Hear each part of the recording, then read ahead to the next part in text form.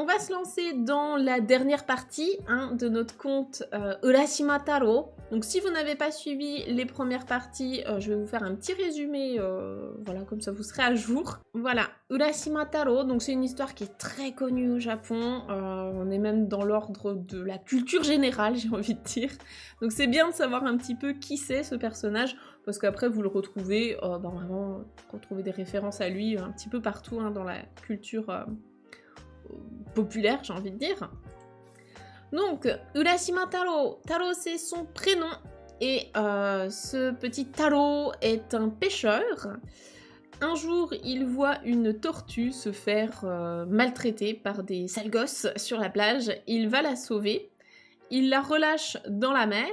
Et le lendemain, eh bien, il y a une grosse tortue qui vient lui dire que la petite tortue qu'il a sauvée la veille, c'est la princesse d'un royaume sous la mer. Et du coup, il est convié en fait. Il est fortement convié, on va dire. C'est presque une obligation d'aller du coup lui rendre visite. Donc la tortue le trimballe jusque dans le château sous la mer. Il retrouve la princesse, donc qui était la petite tortue. Et il la retrouve, elle le remercie de l'avoir sauvée, etc. La princesse lui fait visiter tout le château, ils font la fête, ils mangent, etc. Le roi lui dit « Oh, c'est trop cool ce que t'as fait ». Du coup, il festoie. Voilà, c'est la fête. Et après, il découvre 4 portes dans le château. Une porte qui l'emmène dans le printemps, une porte qui l'emmène dans l'été, une porte qui l'emmène dans l'automne et une porte qui l'emmène dans l'hiver. Donc il vit sa meilleure vie. Sauf que, eh bien, il passe 3 ans à faire ça, et il se dit qu'il est peut-être temps de rentrer parce que sa mère, elle doit s'inquiéter à l'attendre. Et du coup, on s'était arrêté là. Donc, il disait à la princesse, va falloir que je rentre. Ça fait quand même un petit bout de temps. Donc là, on va voir la suite et fin de cette histoire. Comme d'habitude, chacun fait en fonction de son niveau. Donc si vous êtes grand débutant, travaillez peut-être uniquement la lecture des kanas, ce sera déjà super. Essayez de repérer éventuellement 1 ou 2 petits mots de vocabulaire. Si vous êtes plus avancé, là on va se plonger dans le voca, dans les kanji et dans la grammaire. Et si vous êtes très avancé, voilà, faites-vous plaisir quoi. Donc je rappelle, on est sur un livre, un conte pour enfants, donc c'est pour ça qu'il y a très peu de kanji et qu'il y a des espaces entre les mots, parce que c'est un livre qui est destiné aux enfants japonais et non pas à des étrangers comme nous. Voilà, on va se mettre dans la peau d'un enfant japonais. On est parti. Alors, donc voici la page 18. On s'était arrêté la dernière fois à la page 17. Donc ce que je vous propose de faire, c'est d'essayer de lire en même temps que moi, ou bien de prendre votre temps, si je vais trop vite, il n'y a pas de souci. Et on va essayer donc de comprendre phrase après phrase. Alors, tout d'abord, ici, je vous rappelle, juste avant, on avait Taro qui disait à la princesse « Il va falloir que je rentre, parce que ma mère m'attend. » Donc là, on a la princesse qui lui répond « Douka kaeranai de kudasai. Douka kaeranai de kudasai. » Ici, je pense que vous reconnaissez le verbe kaeru, kaerimasu, qui veut dire donc rentrer chez soi. Il est à la forme en nai de kudasai. Nai, donc quand on a le nai, c'est la négation, ne pas faire ça, donc ne pas rentrer. Et derrière, on a la forme en te kudasai, donc c'est un ordre mais poli. Donc en français, ce serait peut-être ne rentrez pas s'il vous plaît. Et devant, elle a rajouté douka. Donc douka, c'est juste pour insister, vraiment en disant « Je vous en prie, ne rentrez pas, s'il vous plaît ». En gros, elle le supplie un peu de ne pas rentrer, quoi. Parce qu'ils vivaient leur meilleure vie. 3 ans à enchaîner les 4 saisons. Donc voilà, elle lui demande de ne pas rentrer. Ensuite, on a la narration qui nous dit Otohime wa, donc Otohime c'est elle, c'est la princesse. Otohime wa hikitomemashita ga Taro no kimochi ga kawaranai no o shiru to kirei na hako o te watashimashita. Donc là, je pense qu'il y a quelques mots qui sont peut-être un peu difficiles. Donc on va décortiquer tout ça. Alors, tout d'abord, donc on a le thème qui est Otohime. Donc la princesse, qu'est-ce qu'elle dit? Enfin, qu'est-ce qu'elle fait? Hikitomemashita. Hikitomemashita. Est-ce que vous arrivez à deviner quelle est la forme dictionnaire de ce verbe? En fait, d'où vient ce verbe? Parce que là, il est conjugué donc au passé. Hikitomemashita. Même si vous ne connaissez pas ce verbe, c'est intéressant à chaque fois d'essayer de retrouver la forme dictionnaire, parce que justement, si vous devez le chercher là tout de suite dans un dictionnaire japonais, il ne serait pas à cette forme-là, il serait à une autre forme. Donc qu'est-ce que ça pourrait être sa forme dictionnaire? On peut l'appeler aussi forme infinitive, hein. En français ça correspond à de l'infinitive. Alors, tomeru, ikiteru, hikitomeru, hikitomeru, ouais. C'est ça. En fait, ici, le verbe, c'est hikitomeru. C'est un verbe du groupe 2. Donc, on appelle aussi ichidan. C'est la même chose, hein. Hikitomeru, ça veut dire retenir quelqu'un. Donc, en gros, elle le retient. Nga, mais, donc, la princesse, hein, elle le retient, mais Taro no kimochi. Kimochi, ce sont les sentiments, les ressentiments de quelqu'un. Donc les sentiments de Taro ga kawaranai. Kawaranai. Ici aussi, on a une forme en nai qui veut donc dire encore une fois la négation. Hein. Et là, le verbe c'est kawaru. Kawarimasu. Qui veut dire se transformer, changer. Hein. C'est ici, du coup, le sujet, c'est les sentiments de Taro ne changent pas. Donc, son sentiment, c'est toujours « je veux rentrer chez moi ». Donc, comme ces sentiments hein, ne changent pas, no shiru to, ici, c'est le verbe « shiru shirimasu » qui veut dire savoir, connaître. Hein. Donc, en gros, elle comprend que les sentiments de Taro, ben, ils changent pas. Et donc en faisant ça, en comprenant que ces sentiments ne changent pas, kirei na hako o te watashimashita.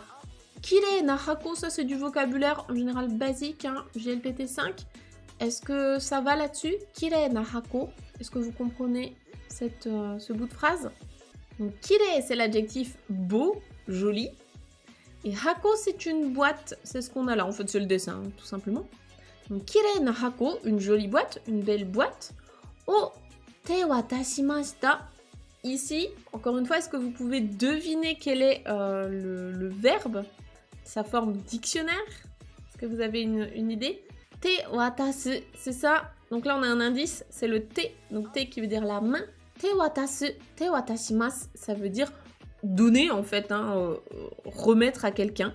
Donner quelque chose à quelqu'un, lui remettre ça. Watasu, hein, c'est passer comme ça. Donc te watasu, c'est elle lui passe comme ça de main en main. Donc elle lui remet une jolie boîte. Elle lui donne une jolie boîte.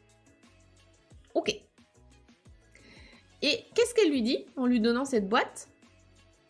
Omiyage ni kono tamatebako o sashiagemashou.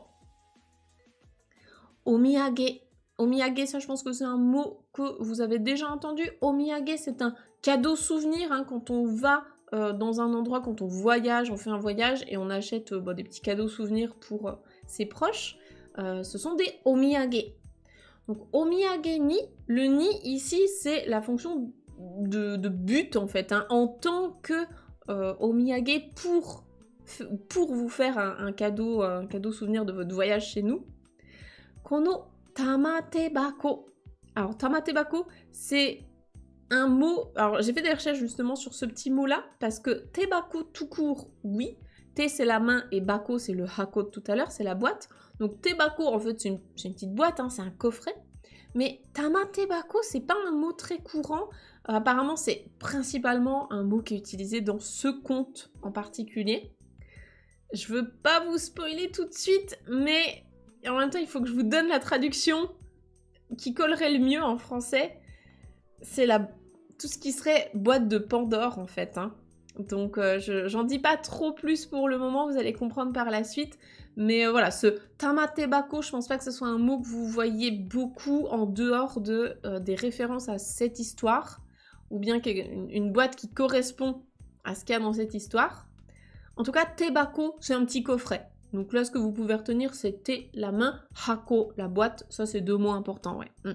Donc, kono tamatebako, donc cette petite boîte, hein, ce coffret, ouais, c'est un petit peu comme un coffret à bijoux, mais on va voir que c'est pas totalement ça dans l'histoire. Donc, en tant que cadeau souvenir, eh bien, cette petite boîte, ce coffret, oh, sashi agemashou. Sashi agemas, c'est la forme keigo, donc c'est du poli plus de agemas. Donc c'est donné, mais de manière très respectueuse. Je vous donne cela. On continue avec la page suivante. Alors là, on voyage avec Taro. Donc là, tout ça, c'est la princesse qui parle. Alors la princesse, qu'est-ce qu'elle va lui dire? Eh bien, on va lire ça ensemble. Kore o motte ireba, ryugu e modoremasu. Donc, kore, hein, ce truc-là, la boîte. Kore o motte ireba. Ici, c'est un des types de conditionnels en japonais, il y en a plusieurs. Ici, elle a utilisé le conditionnel en bas. Donc, le conditionnel, c'est pour dire si tu fais ça. Donc, motte ireba, motte iru, c'est avoir sur soi, posséder en fait, hein, motte iru.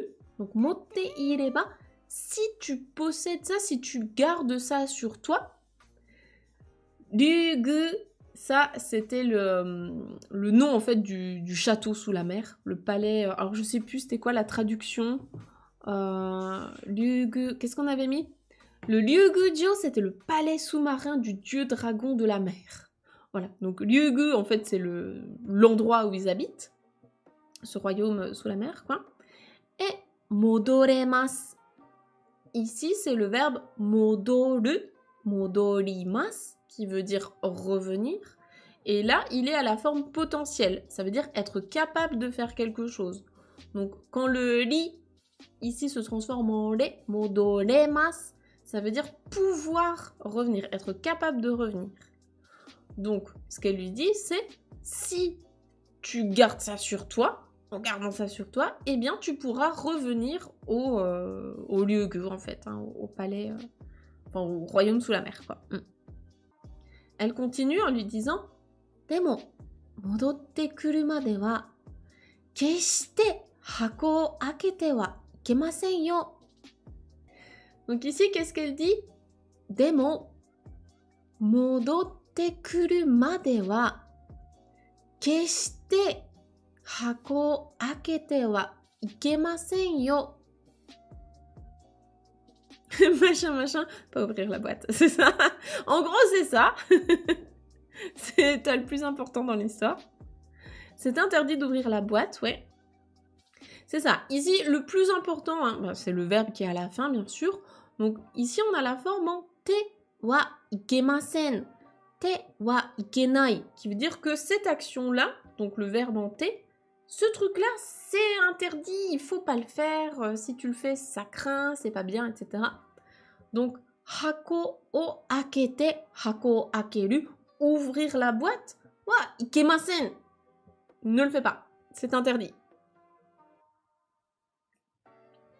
Et donc, c'est interdit d'ouvrir la boîte, et c'est ça, jusqu'à ton retour. Donc, c'est ce qu'elle lui dit, demo, donc mais, modotte kuru. Donc, modotte kuru, donc ici, c'est encore une fois le verbe modoru, revenir, plus kuru, kimasu, venir. Donc, en français, ça se dit pas, hein, venir, de revenir. En gros, c'est jusqu'à ce que tu reviennes, parce que là, on a made, donc jusqu'à ce que tu sois de retour, jusqu'à ce que tu reviennes ici, hein. Keshite, donc keshite plus négatif, c'est absolument pas. C'est vraiment absolument pas, jamais. Tu ne dois absolument pas ouvrir la boîte. Jusqu'à ce que tu reviennes, tu ne dois jamais ouvrir la boîte. Et le yo, à la fin, c'est pour insister vraiment sur ce qu'elle dit. C'est comme un espèce de gros point d'exclamation, c'est « tu fais pas ça ». Tu ne dois pas ouvrir la boîte. Bon, vous sentez ce qui va arriver, hein, bien sûr. Qu'est-ce que c'est que ces gens qui donnent des boîtes qu'on n'a pas le droit d'ouvrir? Bah... voilà, quoi. En même temps, elle lui donne la boîte parce que, en emmenant cette boîte, il pourrait revenir. S'il a envie. Je pense que c'est grâce à cette boîte qu'il peut revenir, quoi. Donc la narration nous dit « Taro wa otohime to ryuo ni ore o iu to kame no senaka ni mata ga arimashita » Donc Taro wa otohime, donc la princesse, hein, to ryuo, donc O c'est le roi, Ryu dragon, donc le roi dragon, hein, on voit c'est son papa et puis le dragon sur la tête et visiblement il a aussi des espèces d'oreilles dragon, je ne sais pas. En tout cas c'est le roi dragon. Donc à ces deux personnes-là, ore o iu to. Donc ore o iu, ore ça peut être les remerciements, tout ce qui est gratitude, etc. Les salutations, etc. Donc en gros, ben, il leur dit merci pour tout, voilà. Iu c'est dire. Donc il leur a dit, il leur a exprimé voilà, ses remerciements, sa gratitude, tout ça, tout ça. Et ensuite, eh bien, kame no senaka. Senaka le dos, kame la tortue, ni matagarimashita. Ici, c'est le verbe matagaru qui veut dire enfourcher, comme un cheval, se mettre assis comme sur un cheval en fait, hein. Une jambe de chaque côté. Donc, il est monté sur le dos de la tortue. Il a enfourché le dos de la tortue. Voilà pour cette page. J'espère que ça va pour vous. On va pouvoir passer à la suite. Ok, et bien écoutez, j'y vais. Vous me direz s'il y avait d'autres questions, des choses que j'ai loupées sur la page d'avant. Donc, on arrive ici. Et l'histoire continue. Kame wa hamabe ni taro o orosu to umi ni kaette ikimashita. Kame. Donc ici, le thème de la phrase, c'est la tortue. Kame wa hamabe. Hamabe, c'est la plage, le bord de mer, la plage. Hamabe ni taro o orosu. Donc orosu, c'est faire descendre quelque chose ou quelqu'un. Et ici, donc, le COD, hein, qu'est-ce qu'elle a fait descendre? Eh bien, c'est Taro. Donc, elle a fait descendre Taro sur la plage. Et en faisant ça, eh bien, umi ni kaette ikimashita. Umi, la mer, kaette, c'est encore une fois le même verbe que tout à l'heure. On est toujours sur kaeru, kaerimasu, rentrer chez soi. Et donc, kaette ikimashita, bah, du coup, elle est rentrée chez elle, quoi. Elle a refait son petit bout de chemin dans l'autre sens. Taro wa ie ni mukatte kakedashimashita. Donc Taro, cette fois c'est lui le thème de la phrase. Wa ie. Ie c'est la maison. Ie ni mukatte. Mukau, mukaimasu, se diriger vers. Hein, donc il a pris la direction de sa maison. Et kakedashimashita. Kakedasu, c'est partir cette fois, mais en courant. Donc en gros, il s'est dépêché de prendre la direction de sa maison. Il s'est dépêché de retourner vers chez lui. Tokoro ga ie ga atta tokoro wa kusa boubou de atari no yousu mo chigatte imasu. Ah là là, que se passe-t-il? Alors, il y a quelques mots difficiles, mais peut-être que vous avez un peu compris ce qui se passe. Donc, tokoro ga, ici, c'est encore une autre manière de dire mais, cependant, c'est comme en français, on a plein de manières de dire ça, donc mais, cependant, or, j'en ai pas d'autres en tête, mais il y en a probablement. Donc, tokoro ga, donc cependant, hein, donc là, il s'est dépêché d'aller vers sa maison, cependant, mais, ie ga atta tokoro wa. Donc ici, tokoro, c'est dans le sens le lieu, l'endroit dans lequel il y avait la maison. Wa kusa bobo de. Kusa, c'est les herbes, donc des petites herbes. On reconnaît d'ailleurs, il y a la clé des plantes hein, dans le kanji des herbes, donc ça peut être utile. Et quelque chose qui est, donc, bobo, ça veut dire que c'est touffu, c'est un peu en broussailles, quoi. Donc là, il y a plein d'herbes, en fait, un peu folles, des herbes en broussailles partout. Donc ça, bobo, ça veut dire que c'est plein de enfin, pas forcément des mauvaises herbes, mais en tout cas, il y a plein d'herbes, c'est touffu d'herbes, quoi, ça n'a pas été tondu. Des, ici, c'est des, c'est la forme en T, en fait, de des, pour dire que c'est comme ça, et on enchaîne avec autre chose. Donc, l'endroit où il y avait sa maison, bah, c'est plein d'herbes. Et atari no yosu mo chigatte imasu. Atari, c'est les alentours, les environs. No yosu. Yosu, c'est l'apparence, la condition, en fait, l'apparence de ce qu'il y a autour de lui. Mo aussi, chigatte imasu. C'est le verbe chigau qui veut dire être différent. Donc tout autour de là où devait y avoir la maison, ben tout est un peu différent, un peu étrange. Donc voilà pour cette page. Ce que je vous invite aussi à faire, hein, c'est vraiment, là quand on arrive à la fin d'une page, vous pouvez vous rescanner la page comme ça visuellement rapidement en vous disant, ok, c'est quoi, par exemple si je dois choisir 2 mots à retenir sur cette page, c'est quoi? Donc après c'est en fonction de ce que vous connaissiez ou pas, hein. Je pense que là, il y a des mots intéressants comme umi, la mer, ie, la maison, kusa, les herbes, chigatte imasu, être différent. Voilà, vous piochez dans ce qui vous intéresse. Ok, et bien écoutez, on continue. Que se passe-t-il dans notre histoire? Attention, suspense. Taro wa aruite iru hitobito ni tazune mawarimashita. Ok. Donc, Taro, c'est lui le thème de la phrase. Wa aruite iru hitobito. Ici, on a qualifié le nom hitobito, donc les gens.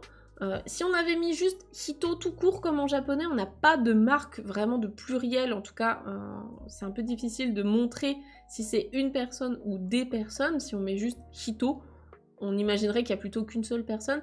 Hitobito, ça permet justement de montrer, d'exprimer le pluriel pour le coup en disant il y a des gens, des personnes.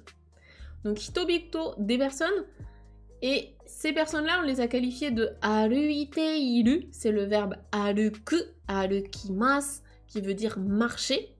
Aruite iru, être en train de marcher. Donc des personnes qui sont en train de marcher, donc des passants en fait, hein, des gens qui marchent dans son coin.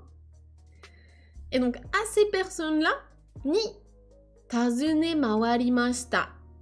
Ici on reconnaît le verbe tazuneru, tazunemasu, qui veut dire demander, poser des questions, demander quelque chose à quelqu'un.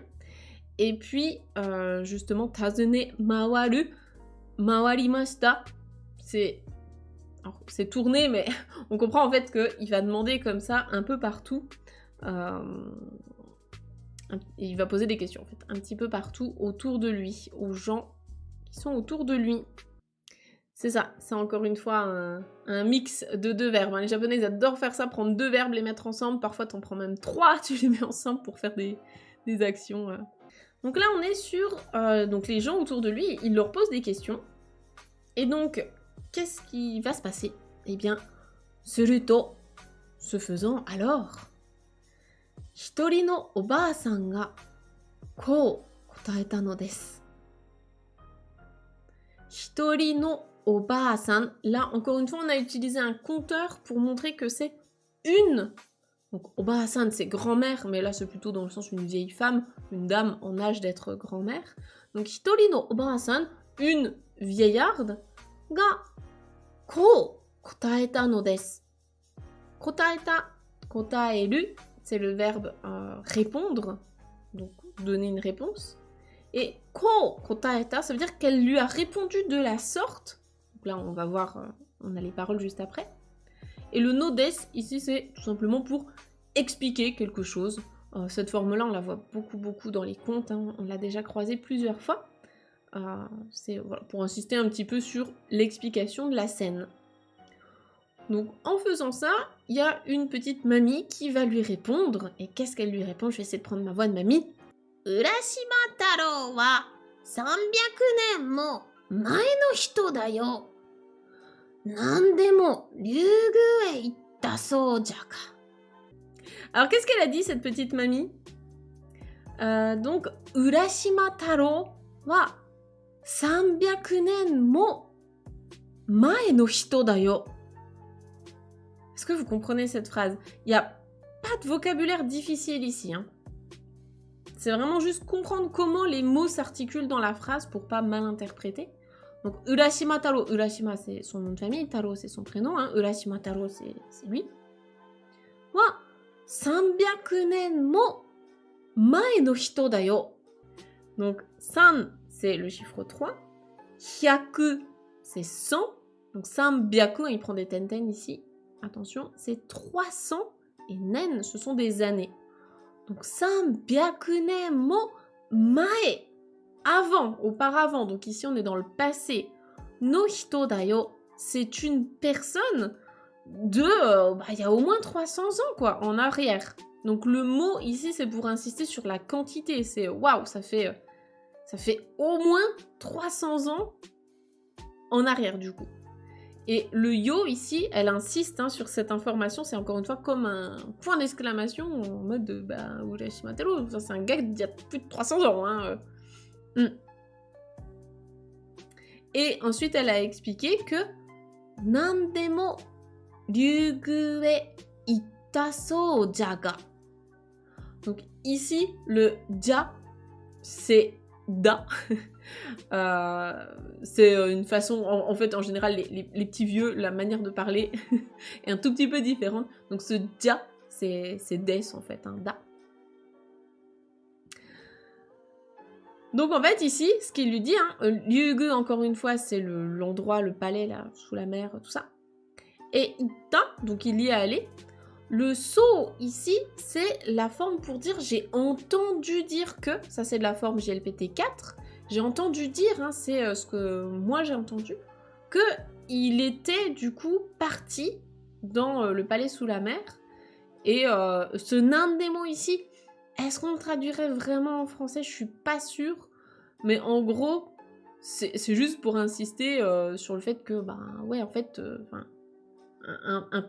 pas un truc comme ça, mais en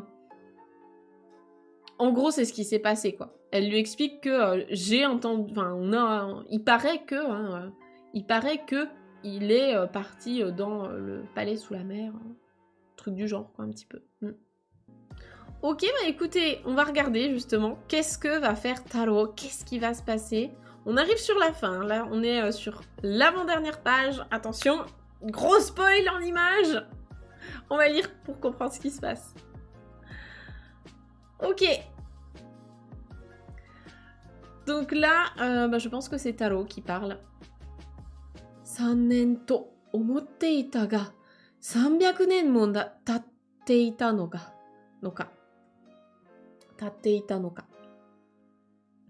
Donc ouais, c'est lui qui parle, c'est lui qui dit ça. Donc lui, ce qu'il dit, c'est 3年と思っていた.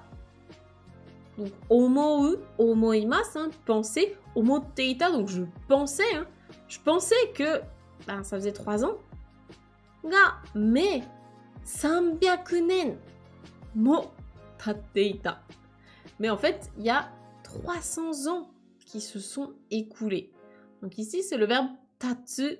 Alors, attention au kanji, c'est pas se mettre debout. Ici, c'est dans le sens le temps qui s'écoule.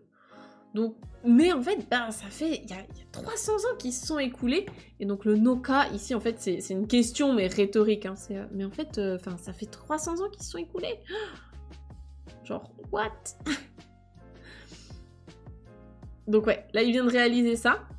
Bonyari to hamabe ni modotta Taro wa yakusoku mo wasurete tamatebako o akemashita. Pourquoi tu as fait ça, Taro? Donc, bonyari. déjà ce petit mot ici, bon-yarito, c'est faire faiblement en fait. Alors, ça peut avoir plusieurs notions, mais qui comprennent vraiment, enfin, l'action ici, on comprend bien ce que ça veut dire. Ça peut soit être faiblement, ou bien légèrement, ou bien faire une action en n'étant pas vraiment là, en n'ayant pas trop conscience de ce que tu fais, en n'étant pas trop là mentalement en fait. Donc tout ça, ça colle ici, hein, soit faiblement, ou genre il est absent, il n'est pas vraiment là dans sa tête, parce que le choc, quoi, le choc d'apprendre ça. Donc en étant voilà, dans cet état-là, eh bien, hamabe ni monotta, il est retourné à la plage. Donc Taro, un Taro qui est retourné à la plage en étant voilà, dans un sale état. Yakusoku mo wasurete, yakusoku, la promesse, wasureru, oublier. Donc en oubliant même sa promesse, hein, eh bien, tamatebako, donc notre petite boîte, le petit coffret, o akemashita, il l'a ouvert. Il a ouvert la boîte en oubliant la promesse qu'il avait faite à la princesse. En même temps, pour sa défense, gros choc, hein. Donc voilà, il était peut-être pas dans son état normal. Suruto, ce faisant, alors, shiroi kemuri ga agatte, Taro wa oji-san ni natte imashita. Donc, shiroi, blanche, kemuri, une fumée, donc une fumée blanche, ga agatte, une fumée blanche qui s'est élevée comme ça dans le ciel, enfin, en tout cas qui a quitté la boîte. Et Taro wa oji-san ni natte imashita. Taro est devenu un vieillard, un grand-père. Donc c'est le verbe naru, narimasu, devenir, natte imashita. Donc il est devenu un petit papy, un petit vieillard. Alors, selon les versions de l'histoire, parce que j'ai lu plusieurs versions de l'histoire, là c'est une version qui est proposée, c'est comme les contes en français, ils se terminent pas tous de la même manière. Là, ce conte-là, je vous spoile pas la fin, on va la découvrir ensemble, mais c'est une version, pourquoi pas. J'ai déjà vu d'autres versions, on en reparle à la fin, on débriefera à la fin ensemble. Vous êtes prêts pour la fin? C'est la dernière page de cette longue histoire. C'est parti! Je pense que vous allez rire. Hein. Voilà la fin de l'histoire. Ne me posez pas de questions, je ne sais pas. On va lire ensemble. Donc, la fin de l'histoire, c'est Sonotoki. Donc, à ce moment-là, au moment où il s'est transformé en papy. Tamatebako ni nokotte ita tsuru no hane ga fuwari to mayagari. Taro no sugata wa tsuru ni kawarimashita.